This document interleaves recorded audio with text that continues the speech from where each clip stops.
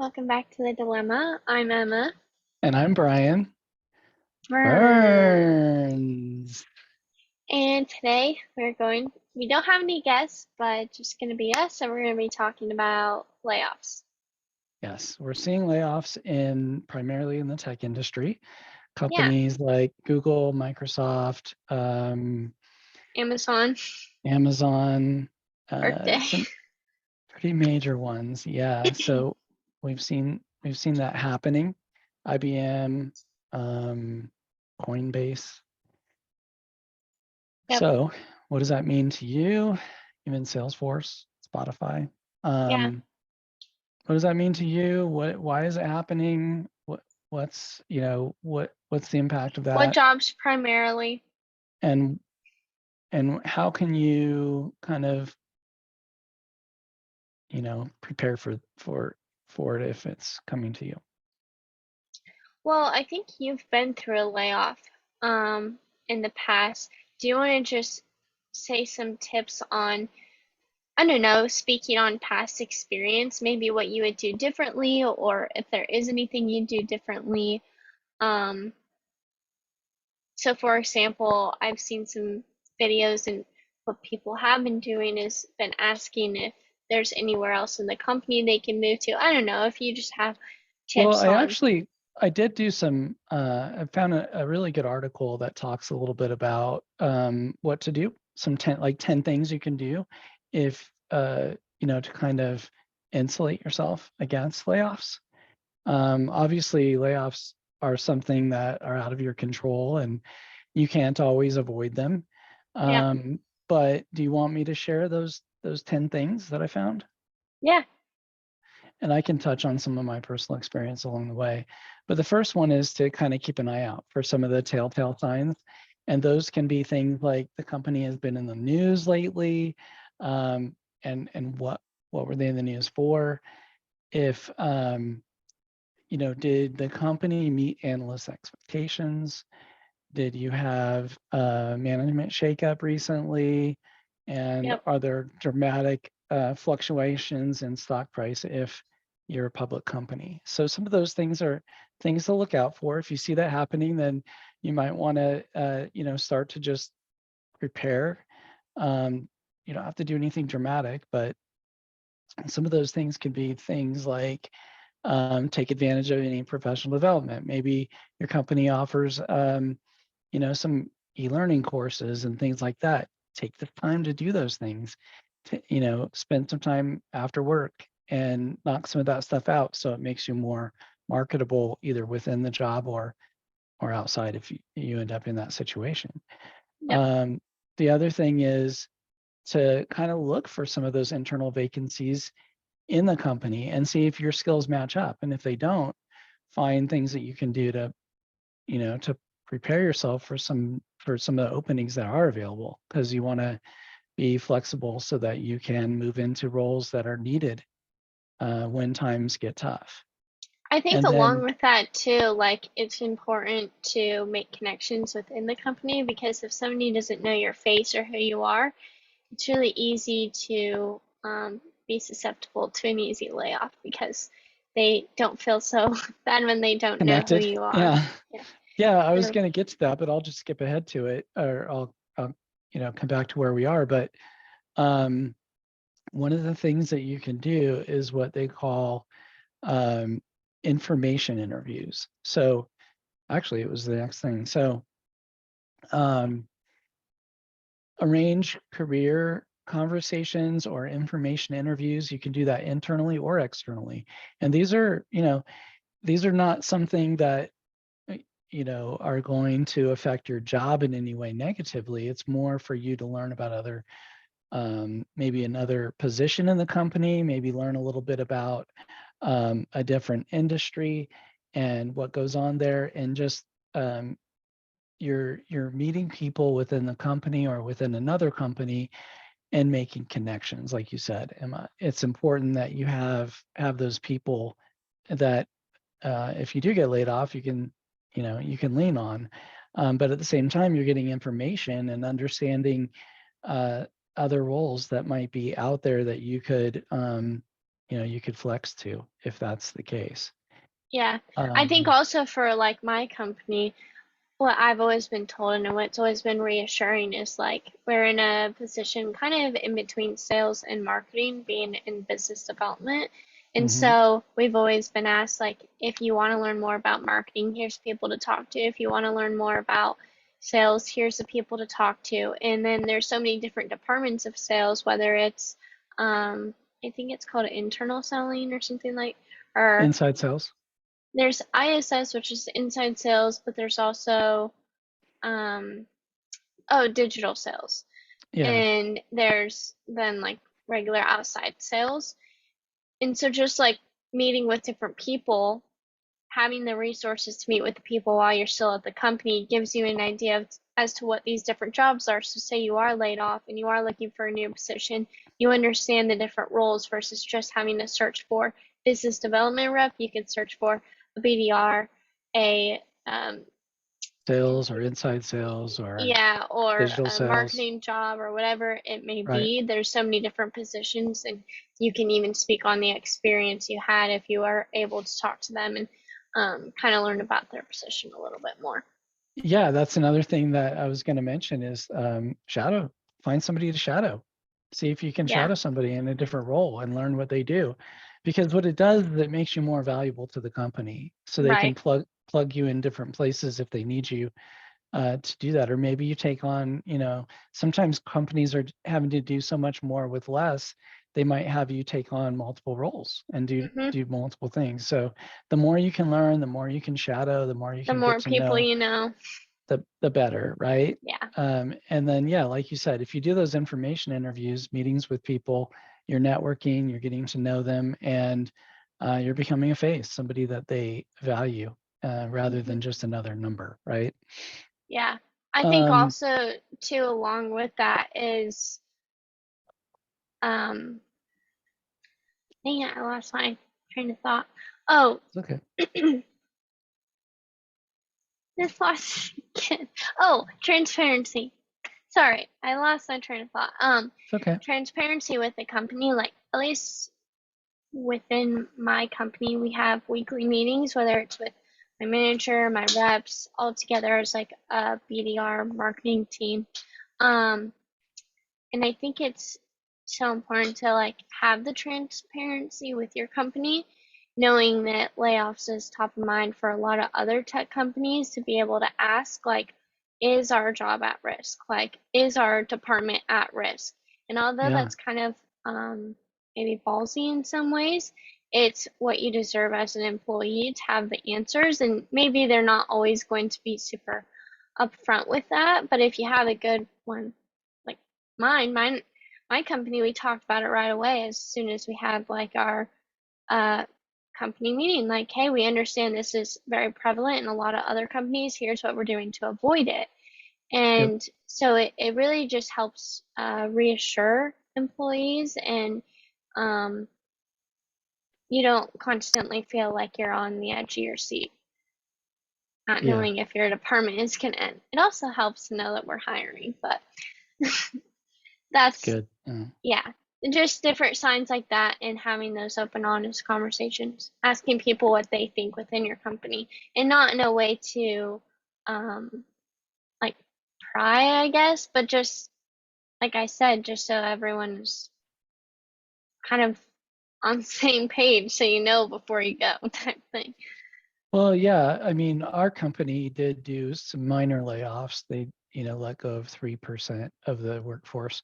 And my boss called me right away as soon as the news hit Yeah. and said, "Hey, you're not going to be affected. Here's what's going on. Here's who I think are going to be affected and what I can." He told me what he could tell me, right? Here's what I can tell you. And that's all employees can ask for is like share what you can Yes. and Exactly. and that gives you assurance that at least you know what what you can know, what you're Right. allowed to know. But for those So people that were laid off, it probably would have benefited them to ask, like, as you're watching other companies kind of go through this process, um, just yeah, to ask, because just what ask. one way or another, you're gonna find out. Right, right. Something else that this article mentioned is that it's good to start a journal of your special achievements, things that you've done, comments that your supervisors made, things, recognition that you've received, things that you may need to have top of mind when you are pursuing another position or getting ready to recreate your resume or update it or whatever. Start writing these things down somewhere. Um, Develop a network, as you mentioned, and nurture that network of contacts. Even if you're not looking, this is something that I've mentioned before that you should do constantly. Always be updating your network. I use LinkedIn. It's a really good resource for doing that. And always stay in touch. Uh, this may or may not be the best practice, but I leave my um, in LinkedIn, it gives you the option to say, if you're open to hearing about positions that are open. I always Yeah. leave that on because I want to hear from recruiters. I'm not a big fan of making a lot of changes in your career, moving companies and that kind of thing, but your screen has gone frozen on me, Emma. You were like, look like you fell I asleep for know. a second. I know. Uh, I know. and I just, yeah, and minor so, computer although issues. although I don't like to make a lot of moves. I don't advise it. I think it's good to stay in touch with recruiters and with contacts at other companies because not only something like this may come up and you need to have those contacts, people that you've stayed in touch with, but you may hear about something and be able to refer a friend, and then that friend now becomes an advocate for you when you are looking, and they'll remember that you helped them out during that time. And so it's a good thing, I find it to be a good best practice to stay well connected with those types of people and stay in tune with what's going on. Um, Yeah, I think along with that, I know my screen's frozen, but I'm still here. okay. Um, I think along with that, we've always just talked about keeping our LinkedIn up to date and making sure, like, as you go, like, you're getting those referrals instead of like at the end of your career, your time there, like getting all these referrals, just remembering, okay, like, hey, I'll ask this person. Like, we, built a really good rapport. I helped them, they helped me. Yeah. Um, I would, love like I'll just ask them if they could write something on my LinkedIn or just updating it like, oh, here's my accomplishments over time. So maybe like not so much writing it down, which is great, but also just documenting it in a public profile where job seekers can see. I always thought that that was weird, like people keeping on their recruiting thing on LinkedIn. And I always feel weird about doing that, but I would agree in the sense it's not really to show that you're available for work, but more so just so you understand your opportunities if circumstances that were out of your control ever did Yeah. arise, such as layoffs. So, yeah, I do think it's something that's good to do. And And I I'm always not, reply back, like, if they hit me up and say, hey, there's this position available, I always reply and say, hey, I'm not looking at the moment, but I do have, I have some friends that might be looking. I'd be happy to refer them. Or, hey, let's stay in touch and, in case, things change in the future. And they always appreciate some, just the response yeah. and, the networking. Yeah, I think that's also one thing. Like, sometimes you can get so overloaded with like different messages from different people, and even in the beginning, I'm like, is this real? Like, are what they're offering Yeah. me like a serious inquiry?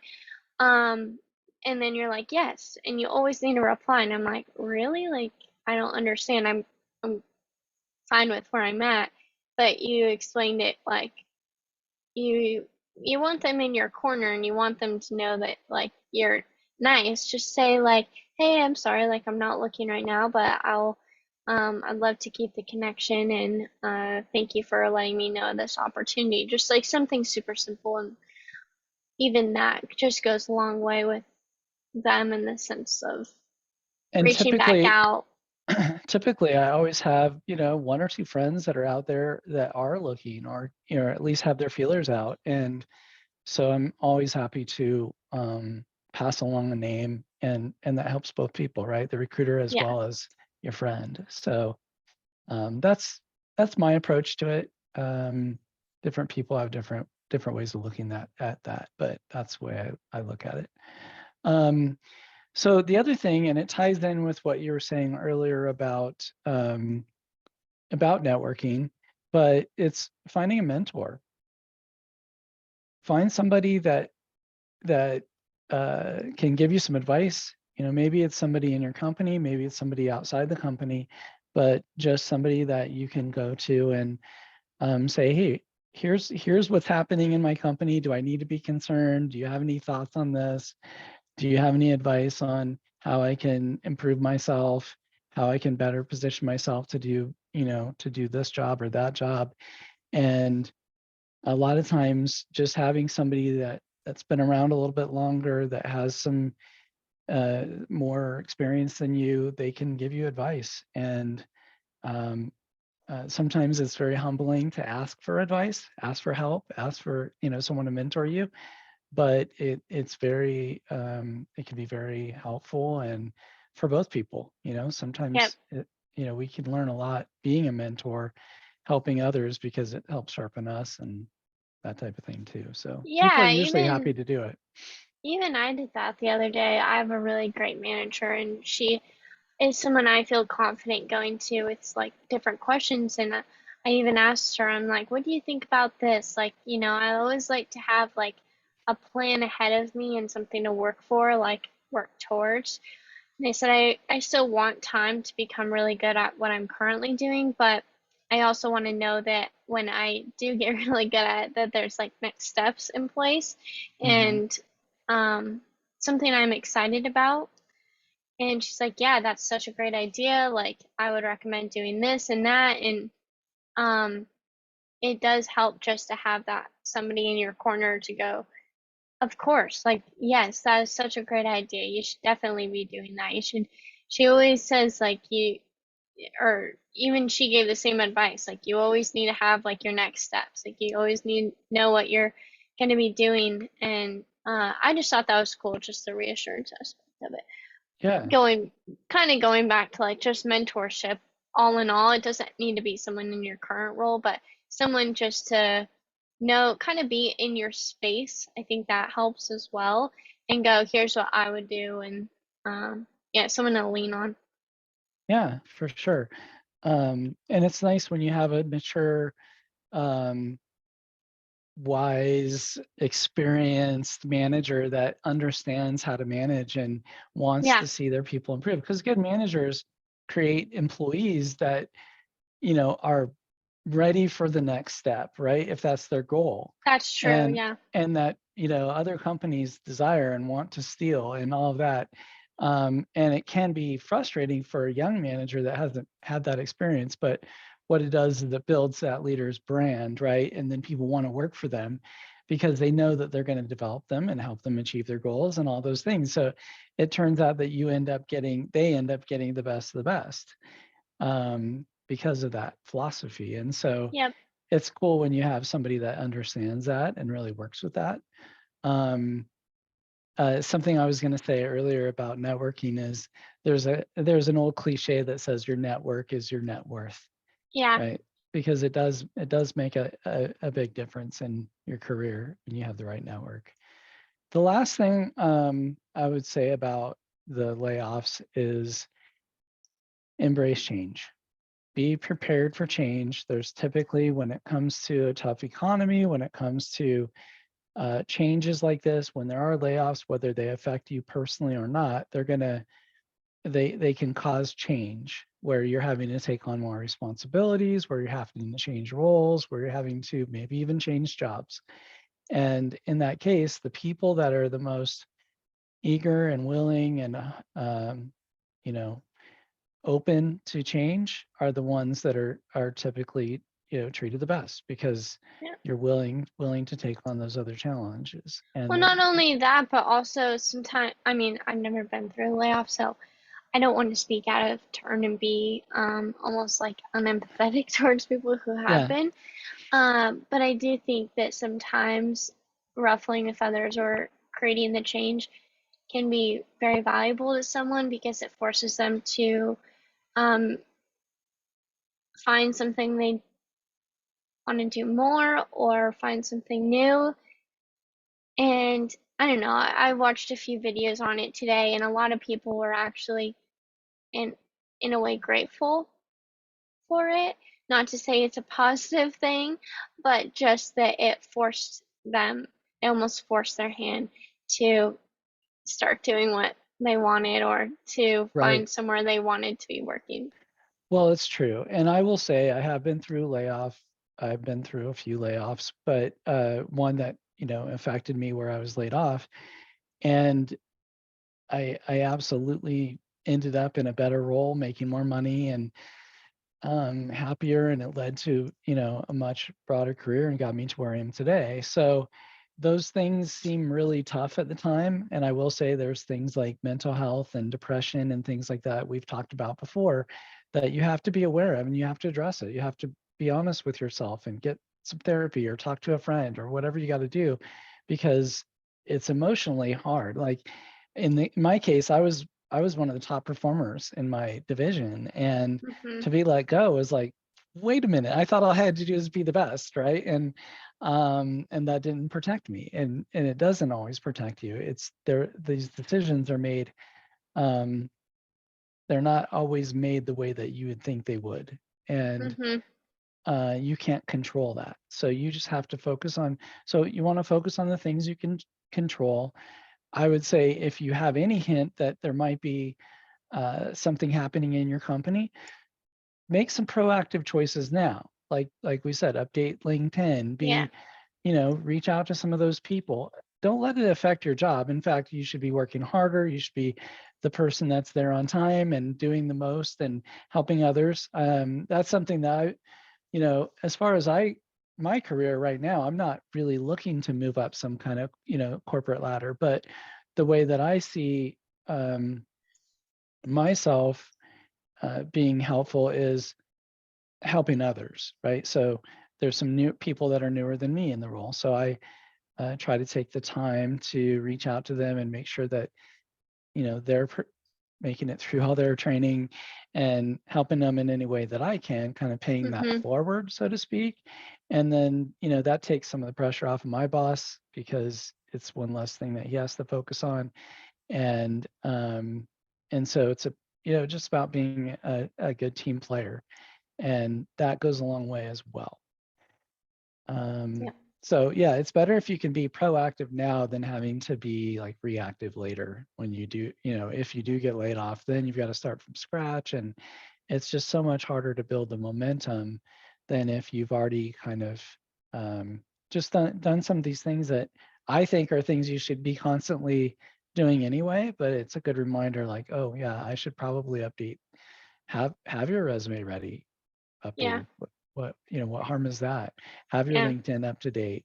Like you said, add some of those skills that you've done. Ask somebody for a recommendation on LinkedIn. You could do that anytime. You don't have to wait until you need it. Right. Yeah, and I think for me, like, the idea of layoffs is something new because yeah, I just now entered like corporate America working for a tech company. And so you obviously heard it, and I think as a kid, I was, like you and mom would talk about it, like what layoffs would look like and what that meant. Um, and it hit me in January as I was looking at the news and reading articles like, yeah, this our department could be gone. Like, not that I seriously thought that, but just in the sense like I was looking at everything else going, this is a possibility. And that in itself lit a fire under my butt just to do whatever I could just to get creative with my role and what I could do to be um, to prevent being the person that is laid off. And then in itself, um, I think like sparked a love for what I'm doing because I did start to get I found it fun to almost be better than what I Push was yourself a little doing. bit. Yeah. And so yeah, like just going back on what you said, try your best in what you're currently doing. And don't fear the future, but also accept it and adapt to it if it comes with turn of events. Yeah. Yeah. So I think something that you also want to think about is that it's typically not personal. It feels very personal, especially if you've been with a company a long time and you've devoted so much of your life to it. And then when you're let go, you feel like a number. You feel like nobody cares. Why would this happen to me? A lot of those kind of things go through your mind, and it's like I said, it's not something to take lightly. It's not. It is hard. Yep. um, but try not to take it personal. Know that you're still just as valuable. That doesn't change. And go out there and find the opportunities. And if you have the opportunity now before something like this happens, be thinking about what would your ideal job be if if you had to start over today, or you had to pick, and are you prepared for that job? Is there some things that you could do that would make you qualified for that job? Yep. And maybe do those just to have it as a backup. It never hurts. I agree. Well, let's wrap it up and finish today off with a fun question. Oh, okay, I have a fun question. Let's hear So it. this weekend I went to Cali Vibes Festival and I saw Jack Johnson. Okay. That's beside the point. I'm gonna go completely sideways with this.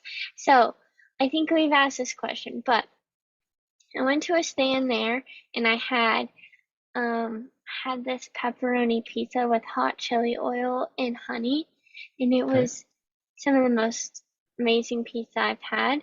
It was really good with the spicy and the sweet. So, in an ideal world, what is like a crazy topping pizza that you think would be really good?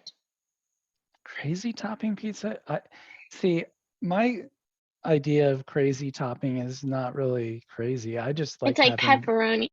Like, No, I like my specialty pizza is like a chicken, barbecue chicken, or chicken with gorgonzola and red onion, or some, with a olive oil sauce, or something like that would be sort of unique for me, different. you're supposed to create something new. There you go. Gorgonzola, olive oil, chicken, That red actually does onion, sound good. tasty. All right, well, we will catch you guys next week with another dilemma and see ya.